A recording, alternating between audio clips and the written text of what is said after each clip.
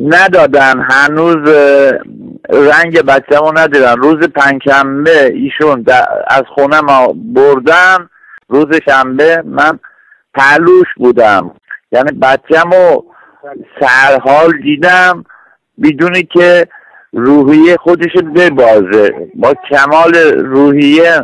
حتی بهم گفت این بچه من، بهم گفت بابا جون اینا منو دارن اذیت میکنن، منو دارن میزنن. بعد روز 4 عصر اینا تو شهر میانه گفتن که شایعات ویل شده که این کشته شده. هر روز هم یه بهونه، یه روز میگم با کفش بند خودش حلقه آویز کرده، نمیدونم، یه روز میگم با پیرهنش. هر روز یه شایعاتی در آوردم من، ولی هنوزم به این شایعات یعنی هیچ زمان باورم نمیشه. اینو تقریبا از پنجشنبه برده بودم، روز شنبه بسا من پلوش بودم، ظهر من رفتم ایشونو دیدم، منتها صورت ایناش کبود شده بود، یعنی دستی زده بودم. خب ببینم پسرم، ببینم. متاسفانه ماموران آگاهی اومدم، هیچ مقدمه گفت خدا پسرتو بیامرزه. یعنی چه؟ لزوم ندارم. اصلا من دیگه حالم اصلا بد شد، اصلا نمیدونستم چه بگم، نمیدونستم چطوری طاقت بیارم بدون هیچ واگنشی. همینطوری دیگه زبانم گرفته شد، اصلا هیچ. یعنی من گفتم نه، شنبه من خودم پهلوش بودم، بچم سالم بود، فقط اظهار میکرد اینا منو دارن اذیت میکنن میزنن. فردا یک شنبهش بهم، یعنی خودم رفتم باز دوباره رفتم که ببینم این قاضی حکم بهش داده، ببینم وضعیتش چطوریه.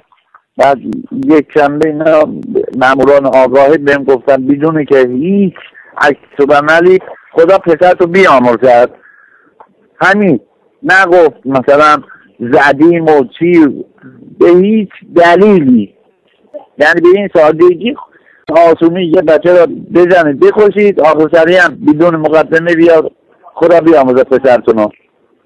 بچه‌مو سالم برده بودم، من بچه‌مو سالم میخوام، من از دولت بچه‌مو سالم میخوام.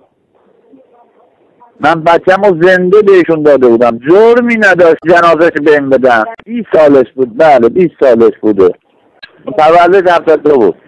فقط همینه که من از بالاخره اونایی که صدای منو میشنون واقعا فریادم برسم، به هیچ دلیلی ببرن بکشن، آخر سر بیام بگم آقا بیا این هم جنازتون رو ببری.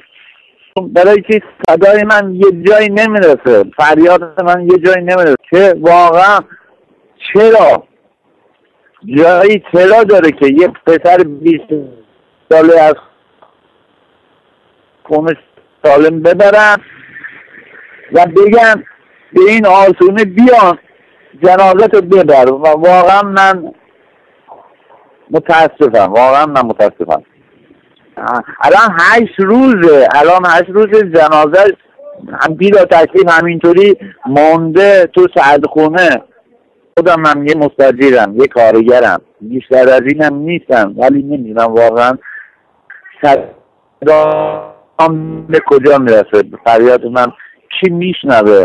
من در واقع مظلومیت فقر من قرار گرفتیم.